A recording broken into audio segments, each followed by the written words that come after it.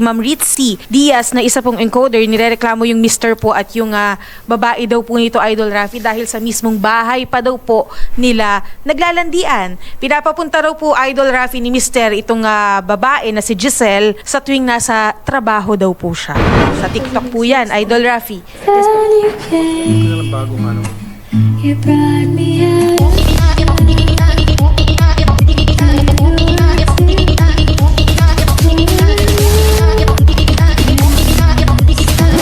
I want you to Take me home, I'm falling. Love me long, I'm rolling. Losing control, body and soul. But for sure, I'm already yours. Ma'am Ritzy, magandang hapon. Hello po, Idol Rafi. Medyo hindi nga po good afternoon po. Medyo hindi nga po maganda yung nakita po namin video from TikTok. Nakakalungkot nga po. Okay. Grabe yung content natin ngayon. Mrs. na pang beauty queen, ang ganda. Halos sumabog sa galit sa mister niyang ubod ng kakatihan. Sa mismong bahay pa nila dinala si Kabet para lang umiskor at makipag-ijutan. Naku po! Grabe ang topic natin ngayon. Kaya huwag mo itong palalampasin. Panuurin mo ito hanggang dulo at ipapaliwanag natin at paano mo maiwasan at ano ang aral na mapupulot mo sa video na ito. Pero bago tayo magpatuloy, isang like at subscribe muna dyan mga kabayan. Masaya na po tayo. Panuorin muna natin ang buong video bago natin bigyan ng sarili nating reaksyon gamit ang psychology. At i-discuss din natin dito ang psychology behind betrayal, pagkawala ng tiwala at emotional pain at healing. Narito ang full video. Si Ma'am Ritzy Diaz na isa pong encoder, nirereklamo yung mister po at yung babae daw po nito, Idol Rafi, dahil sa mismong bahay pa daw po nila naglalandian. Pinapapunta raw po, Idol Rafi, ni mister itong babae na si Giselle sa tuwing nasa trabaho daw po siya. Sa TikTok po yan, Idol Rafi.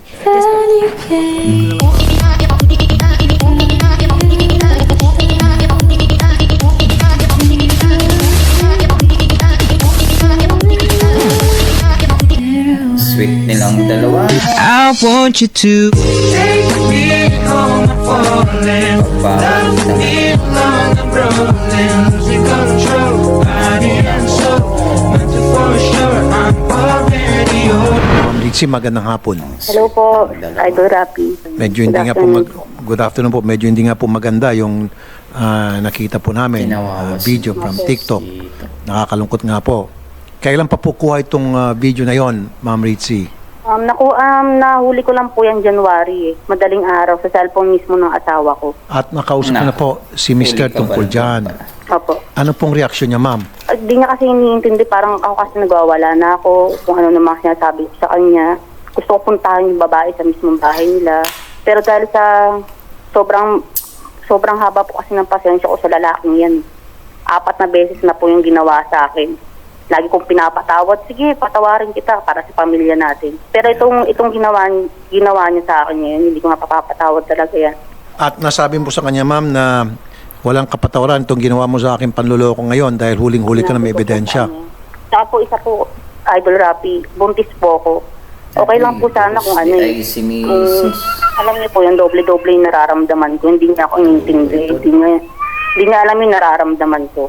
Ito pong girlfriend ni Carlo, paano niyo po nakilala to? Nasabi niya ho ba sa inyo? Hindi ko po yung kilala kumbaga hindi ko pa nga po namimit yung babaeng yun. Nasaan po ngayon si Carlo, Ma'am Ritzy? Ewan ko po kasi umalis na po ako sa bahay namin. Nandito po ako sa magulang ko. Kayo pong umalis, dapat siya pong umalis kasi siya may kasalanan. Nangungupahan po kami dun sa Rapi. Kumbaga, ako na lang umalis. Kasi nabihan po ako yung gabi na yun. Hindi na daw po niya ako mahal. Pinilit naman daw po niya, pero wala na daw po. Ano po palang, alam niyo po ba yung puntis po ako, gaganunin ako ng taong grabe. Dahil sa kabit niya, nasila na pala.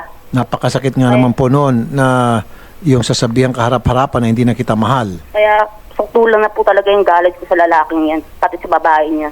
kung ayaw niya na po sa inyo, o kahit na sino man ayaw na, they want out of the relationship, nandiyan naman yung maghiwalay sila na maayos. Pag-usapan, at kung merong anak, pag-usapan tungkol sa bata.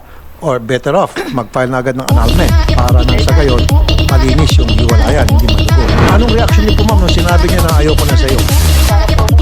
Hindi ko po alam yung reaction ko nung para akong sinuuso na may tubig na. Ganun lang sa'yo yun. Gano'n po kayo katagal na kasal, Ma'am Ritzy? 7 years na po. Matagal din. Meron na po kayong baby. Opo, pangatlo na po itong pagbubuntis ko. Oh, edi lalo dapat siyang maging careful. Tapos buntis pa po Hindi na po pala eh. kayo, ma'am. Opo, 5 buwan na po, idol. Ay sos, dapat nga lalo siyang magpakabait. Alang-alang doon sa binubuntis nyo. Delikado po yan pag yung mas stress kayo ng sobra. Opo, Sir Rapi, ito po nararamdaman ko iba na po. Araw-araw umiyak ako, nakita ko ng mga anak ko, depression ang inabot ko sa kanila, umiyak ako, hindi ako makakain na maayos dahil sa kanila. Habang sila, nagpapakasaya sila. Tapos po yung motor namin, yung nanggagawa pang pandidate silang dalawa. Yung motor po ninyo, ginagamit pan-date. Opo, pinang-rides nila, pumupunta sila, namamasyal sila sa probinsya, makarelax silang dalawa. Alam niyo po ba yun? Parang grabe po yung sukdulan po talaga yung galit ko sa dalawang. Brad. Lupit ni mo, Brad. Nasabi po kasi niya sa researchers natin, Idol Rafi, nakakalto na nga daw po siya dahil sa stress. Kaya po nakakap po si Ma'am Ritzy. Ibang kaso yan, yung stress siya at nadidepress na. Ayan po siya, Idol Rafi. Dati. Yan si ma'am noon. Opo. Nalalagas na po yung kanyang buhok daw. Kaya po siya nakasombrero dahil sa sobrang stress na kanya pong nadarama. Gawa nitong pagiging salawahan or hindi maganda pinapakita nitong kanyang asawa.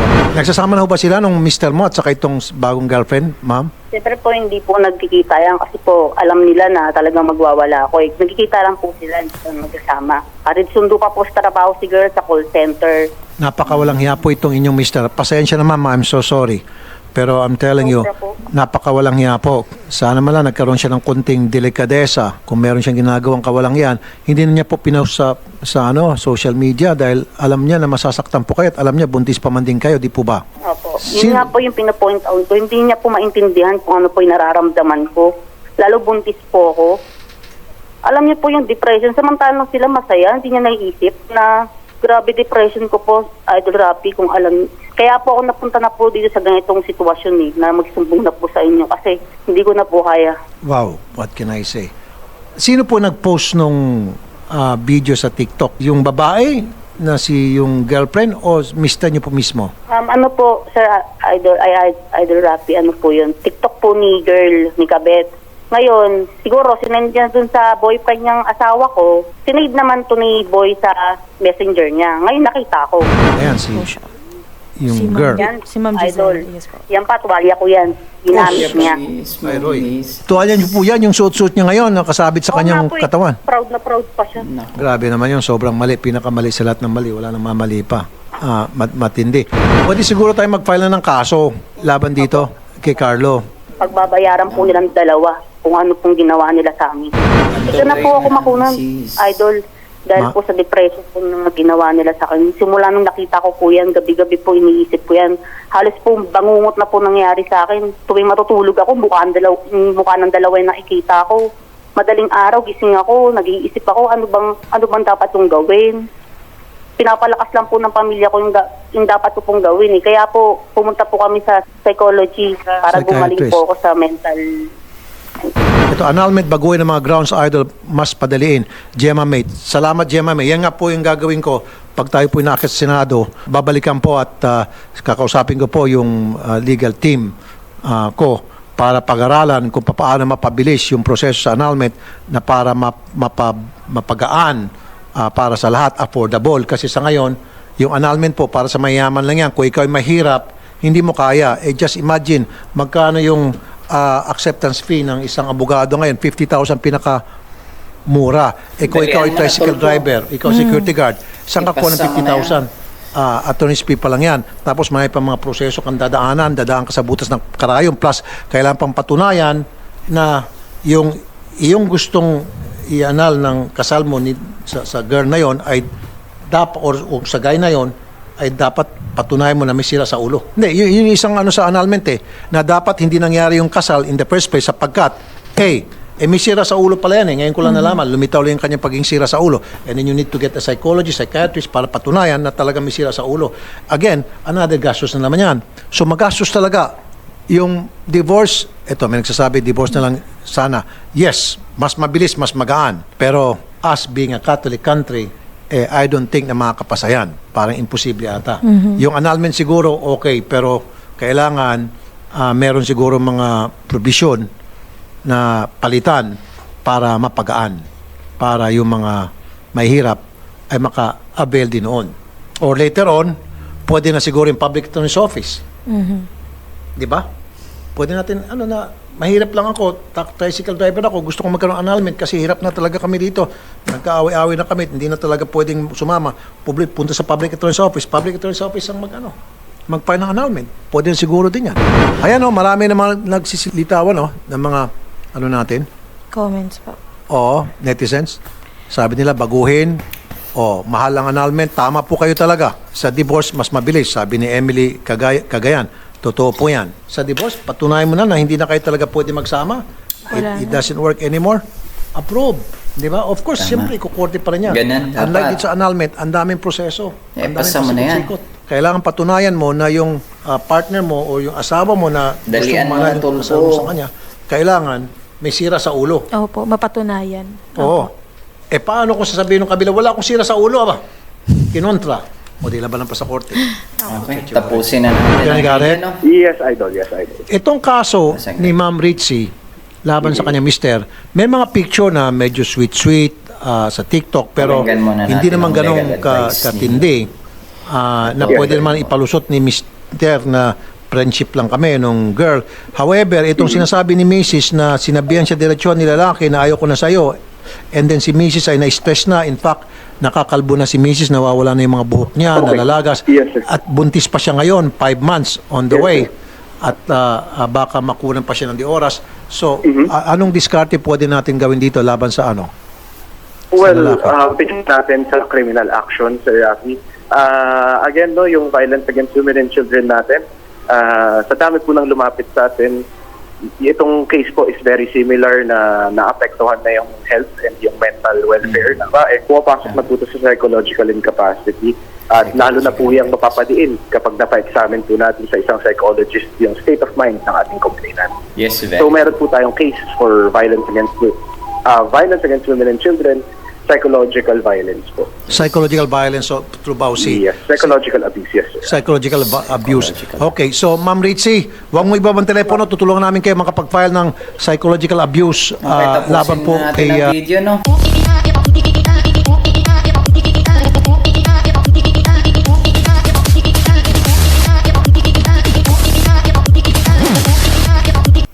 Okay, magbigay muna tayo ng komentaryo, Bakit mas masakit kapag ang taong mahal mo ang siyang sumira sa'yo? May mga sugat na hindi nakikita ng mata. Walang dugo, walang pasa. Pero minsan, mas mabigat pa kaysa pisikal na sakit. Dahil paano kung ang taong naging sandalan mo, ang taong pinagkatiwalaan mo, at ang taong akala mo ay magiging tahanan mo, ay siya pa rin pala ang magiging dahilan ng iyong pinakamalalim na sakit. Sa video na ito, pag-usapan natin ang psychology behind betrayal, pagkawala ng tiwala, at emotional pain. Hindi ito tungkol sa panghuhusga kung sino ang tama o mali, kundi tungkol sa pag-unawa kung bakit ganito kalakas ang epekto ng pagtataksil sa isip, puso, at behavior ng isang tao.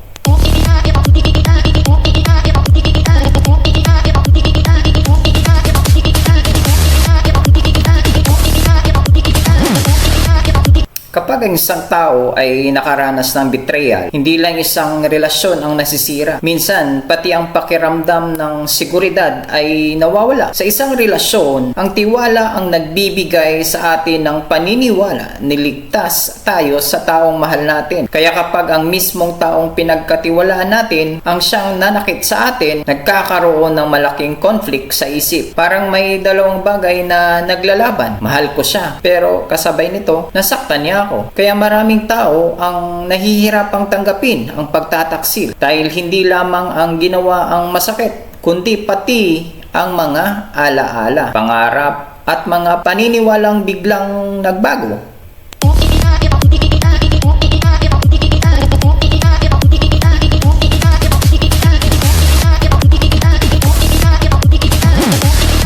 Isa sa pinakamalaking epekto ng betrayal ay ang pagkawala ng tiwala. Ang trust ay parang salamin. Kapag buo ito, malinaw nating nakikita ang relasyon. Pero kapag nabasag, kahit subukan itong ayusin, maaring manatili ang mga marka. Dahil dito, nagiging mas mapagbantay ang utak ng isang taong nasaktan. Dati, kapag late umuwi ang partner, maaring isipin niya na traffic lang o may dahilan. Pero pagkatapos ng pagtataksil, maaring pumasok ang mga tanong tulad ng sino ang kasama niya? May tinatago ba siya? Hindi ito simpleng pagiging siloso o silosa o pagiging paranoid. Minsan, ito ang paraan ng utak para protektahan ang sarili laban sa muling sakit.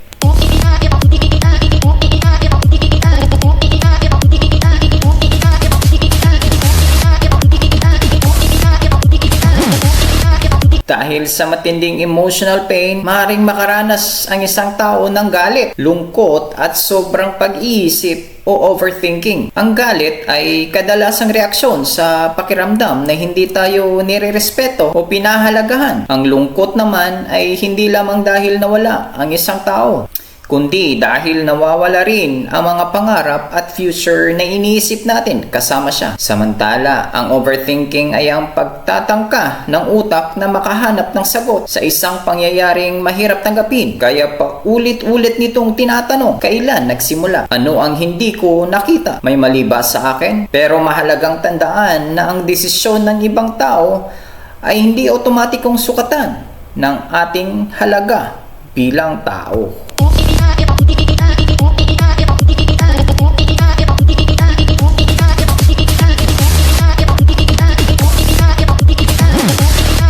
Sa psychology, mahalaga rin ang attachment at trust sa isang relasyon. Ang attachment ay ang emotional connection na nabubuo kapag naging bahagi na ng buhay natin ang isang tao. Siya ang kasama natin sa mga alaala, plano at mga panahong mahirap. Kaya kapag siya ang naging dahilan ng sakit, mas malalim ang epekto dahil hindi lang isang tao ang nasaktan, pati ang emotional bond na nabuo. Ngunit kahit nasira ang tiwala, posible pa rin makabangon. Ang healing ay nagsisimula sa pagtanggap ng emosyon, hindi pagtatago nito. Mahalaga ang suporta ng pamilya, kaibigan o taong mapagkakatiwalaan. Hindi rin kailangan sisihin ang sarili sa desisyong ginawa ng ibang tao.